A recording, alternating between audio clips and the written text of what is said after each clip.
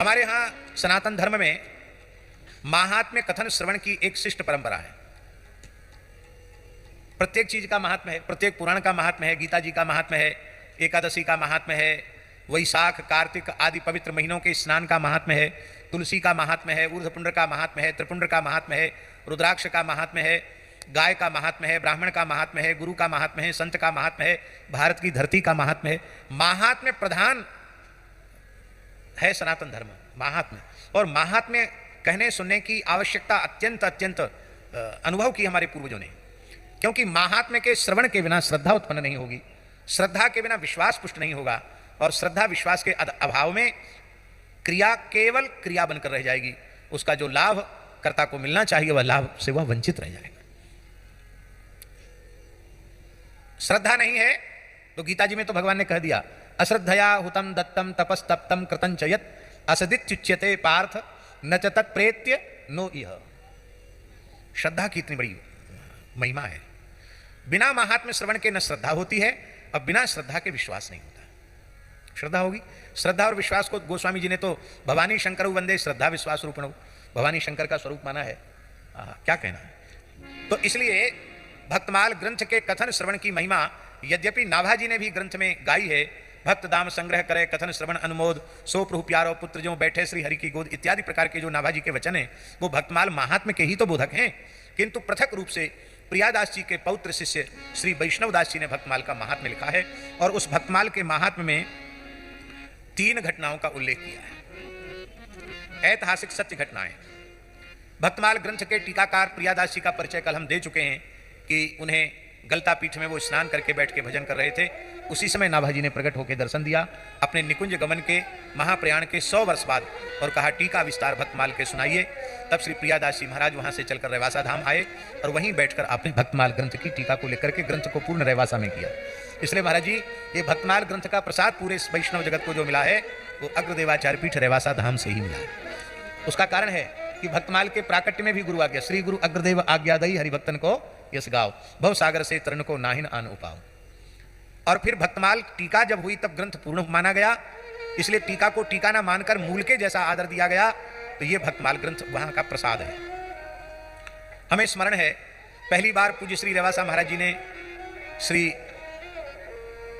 अग्रदेवाचार्य जी की जयंती के अवसर पर एक बहुत विशाल यज्ञ किया था, और उसमें 108 संतों के द्वारा भक्तमाल का पाठ था। पहला स्तोत्र सत्ता भारतवर्ष का भक्तमाल के मूल पारायण का संतों का। उसमें पूज्य गुरीलाल कुंजवाले महाराज जी भी पधारे थे, दास भी गया था। उस समय पूज्य रेवासा महाराज जी कहते थे कि भाई साहब जगह जगह भक्तमाल का प्रचार आपके द्वारा जानकीनाथ जी करा रहे हैं। आज पहली बार 108 संतों को देख के मन बहुत प्रसन्न हो रहा है। अब तो कितने अष्टोत्तर संतों के हो रहे हैं भक्तमाल पाठ के, ये निश्चित ही सत्पुरुषों का संकल्प है। तो श्री प्रियादास जी महाराज के एक मित्र थे, विरक्त संत थे महाराज जी, उनका नाम था श्री गोवर्धन नाथ दास जी। वो भक्तमाल की बड़ी सरस कथा कहते थे। एक बार वो जमात लेकर के सांभर की रामत के लिए गए। सांभर जानते हैं, ये सांभर राजस्थान में है, सांभर की झील जहां नमक पैदा होता है। रामत एक बहुत पुराना शब्द है साधुओं का।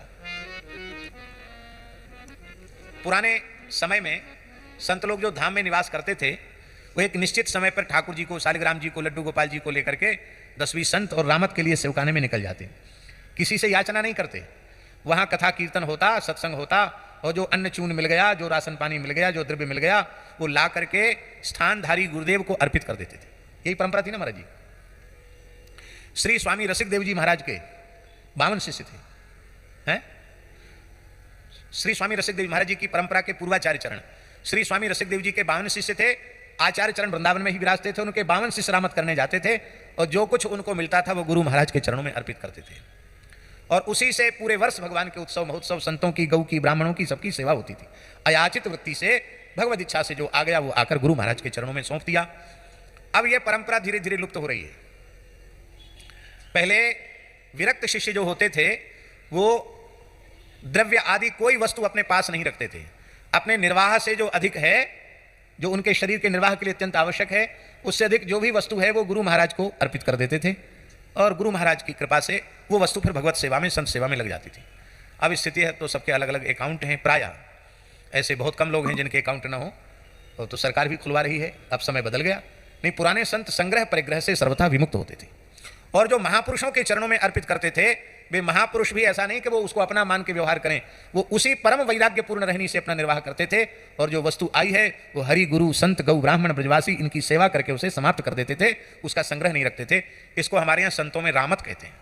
हमारे गोरीलाल कुंजवाले महाराज जी भी पहले रामत करते थे, गांव गांव में महाराज जी रामत होती थी, पुरानी परंपरा है।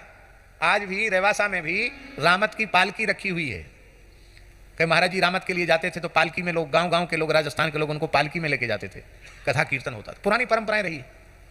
तो श्री गोवर्धन नाथ दास जी सांभर की रामत के लिए गए और सांभर जाएंगे वृंदावन से तो पहले जयपुर आएगा। उस समय राजस्थान के जयपुर के नरेश महाराजा मान सिंह जी वो मुगलों के अत्याचार से भगवान के विग्रहों की सुरक्षा करने की दृष्टि से वृंदावन के कई विग्रहों को जयपुर ले गए थे सुरक्षा की दृष्टि से, क्योंकि वो सारे विग्रहों को मुसलमान तोड़ देते थे, मंदिरों को उजाड़ देते। तो मान सिंह ने बहुत बड़ा काम किया कि वृंदावन के श्री गोविंद देव जी, गोपीनाथ जी, मदन मोहन जी, ये सबके सब स्वरूप वृंदावन में तो एकदम सुना हो गया था। सुरक्षा की दृष्टि से उस समय गोविंद देव जी जयपुर पधार चुके थे। आज भी राधा गोविंद प्रभु जयपुर में ही विराजमान है। तो जयपुर वासियों ने आग्रह किया गोवर्धन नाथ दास जी के, या हमारे गोविंद देव जी को भी कथा सुनाइए भक्तमाल की, क्योंकि भगवान को भक्त चरित्र अत्यंत प्रिय है। सबका आग्रह श्री गोवर्धन नाथ दास जी ने स्वीकार किया और गोविंद देव जी के मंदिर में भक्तमाल की कथा होने लगी। अब भक्तमाल की कथा ऐसी कथा तो है नहीं कि 2 दिन में, 3 दिन में, 5 दिन में, 7 दिन में, 10 दिन में, 15 दिन में पूरी हो जाए। इतने भक्तों के चरित्र हैं, एक एक भक्त का चरित्र आप 2-2, 3-3 घंटे कहो तो कई चरित्र तो इतने बड़े हैं कि एक भक्त के चरित्र में 8 से 10 दिन लग जाएगा ठीक से सुनाने में, इतने बड़े बड़े चरित्र हैं। तो कुछ दिन कथा चली, बाद में श्री गोवर्धन नाथ दास जी ने कहा भाई सांभर वालों को हम समय दे चुके हैं, तो वो लोग भी प्रतीक्षा कर रहे हैं, हम सांभर जाते हैं और वहां की रामत का क्रम पूरा करके फिर लौट के जयपुर आवेंगे और फिर आगे की कथा हम सुनाएंगे। लोगों ने कहा ठीक है। तो वहां आप कथा का अर्ध विराम करके वहां से सांभर चले गए और वहां से लौट के आए, व्यासपीठ पर कथा कहने के लिए बैठे तो श्रोताओं से पूछा कि कहां तक की कथा हुई है, वहां से आगे की कथा बताओ। उसका कारण है महाराज जी कि गोवर्धन नाथ दास जी नित्य कथा कहते हैं, नित्य कथा कहने वाला थोड़ी क्रम को याद रखेगा। अब हम नित्य क्रम से कथा कह रहे हैं तो हमें क्या पता कि हम बालेश्वर में क्या कह के गए थे। अब द्वारा कथा हो तो बालेश्वर वाले लोग बताएंगे कि आपने अमुक अमुक चरित्र कहा था, वहां से आगे की बात कहिए, हमको क्या स्मृति में रहेगा। तो उन्होंने पूछा कि कहां तक की कथा भक्तमाल ग्रंथ में हो चुकी है और कहां से आगे कथा होनी है, आप कृपा करके बताओ। श्रोता तो सदा से श्रोता ही रहे। शास्त्रार्थ महारथी महापंडित विद्वद्वरेण्य श्री माधवाचार्य शास्त्री जी, जिनका प्रसिद्ध ग्रंथ है क्यों, शास्त्रार्थ महारथी के नाम से प्रसिद्ध थे। उनके पुत्र थे शास्त्रार्थ पंचानन श्री स्वामी प्रेमाचार्य जी महाराज, वो भी बहुत विलक्षण विद्वान थे। हमने उनका दर्शन किया, इतनी मीठी संस्कृत बोलते थे कि हम वर्णन नहीं कर सकते। माने क्लिष्ट तो जब बोलते तो बहुत क्लिष्ट बोलते, लेकिन इतनी प्रांजल, इतनी मीठी उनकी वाणी से संस्कृत लगती थी, हम वर्णन नहीं कर सकते, बहुत अच्छे थे। पूज्य श्री शास्त्रार्थ पंचानन श्री प्रेमाचार्य जी, तो उनकी कथा में एक बार हमने सुना था बचपन में, वो कहते थे श्रोता, सरोता और सोता, 3 होते हैं। श्रोता, श्रोता कौन है? सावधान तया श्रृणु हैं, कहते हैं ना सावधान तया श्रृणु, अत्यंत समाहित चित्त से जो श्रवण करते हैं वो श्रोता होते हैं। प्रवर अवर 2 श्रोताओं के भेद हैं। और सरोता वो होते हैं, सरोता काटने का काम करता है, अरे ये क्यों कह दिया, ये काट छांट करता है भगवान की कथा में, तर्क वितर्क करता है, वो सरोता है, वो श्रोता नहीं है। और कुछ लोग सोता होते हैं, घर में उनका लड़ाई झगड़ा हुआ, वहाँ मन नहीं लगा, कथा में आ गए, वो बढ़िया पंडाल है, शांति है, वहीं नींद आ गई, खर्राटे होने लग गए। तो हाथ जोड़ के कहते थे प्रेमाचार्य जी महाराज, कहते थे महाराज श्रोता बन के बैठना, सरोता मत बनना और सोता मत बनना, नहीं तो कथा का लाभ नहीं मिलेगा। तो श्रोता तो सदा से श्रोता ही रहे हैं, सो गए अथवा सरोता बन गए। लोग नहीं बता सके कि कहाँ तक कथा हुई थी, कहाँ से आगे कथा होनी है। जब यह बात आ गई तो श्री गोवर्धन नाथ दास जी ने कहा कि जब तुम लोगों को इतनी सी बात याद नहीं है तो हम तुम्हारे जैसे लोगों के बीच में बैठकर फिर कथा क्यों कहें। अरे तो तुम लोगों को याद रखना चाहिए था कहां तक की कथा हुई है, कहां से आगे होनी है। तो ऐसे असावधान अरसिक श्रोताओं को हम नहीं सुनाएंगे। जितने दिन गोविंद देव जी को सुनाना था सुना दिया, अब हम पोथी बंद कर दी। कहां तक भई संभार सुनाई, श्रोता अरु बक्ता ब्रह्माही, श्रोता अरु बक्ता ब्रह्मा। अब गोविंद देव जी को विरह व्याप्त हो गया। ठाकुर श्री गोविंद देव जी ने विचार किया, ये तो कथा सुनाएंगे नहीं, भक्तमाल के पहले नंबर के श्रोता तो हमें, इसलिए भक्तमाल के मंगलाचरण में यह परंपरा है, हरिजू आय विराजिए कथा रसिक हरिदास, तुम श्रोता भक्तमाल के तब पद रजमदास। भगवान प्रधान श्रोता हैं भक्तमाल जी के। देखो यहां भी प्रत्यक्ष प्रमाणित है कि हमारा भाव था गोपीनाथ जी के चरणों में बैठकर सुनाने का, तो क्षीरचोरा गोपीनाथ जी मूर्तिकार के माध्यम से यहां प्रकट हो गए और उनके चरण प्रांत में बैठ करके ही और भक्तमाल की चर्चा हो रही है। उस समय गोविंद देव जी के पुजारी थे गोस्वामी श्री राधा रमण लाल जी। वो भगवान से बात करते थे, इतने प्रेमी थे, भगवान से वार्तालाप करते थे। भगवान ने अपने पुजारी गोस्वामी राधा रमण लाल जी को हाथ के इशारे से अपने निकट बुलाया और निकट बुला करके गोविंद देव जी ने क्या कहा, श्री गोविंद देव विख्याता कही पुजारी सो यह बाता। श्री गोविंद देव विख्याता कही पुजारी सो यह बाता।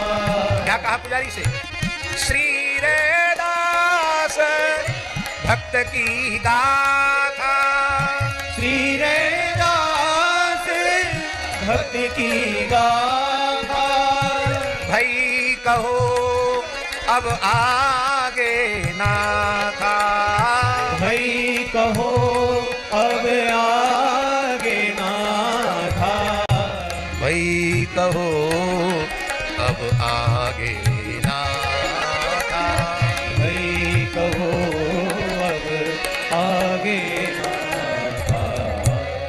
ठाकुर जी ने गोसाई जी से कहा, जाके व्यास जी को बोल दो कि रैदास जी तक की कथा हुई है, अब रैदास जी से आगे की कथा होनी है। अरे 2 नंबर वालों से पूछोगे तो वो क्या उत्तर देंगे, प्रथम श्रेणी का श्रोता तो मैं हूं, 1 नंबर वाले से पूछो तो बताएंगे। अब तो पुजारी के नेत्रों से सुधार बहने लगी।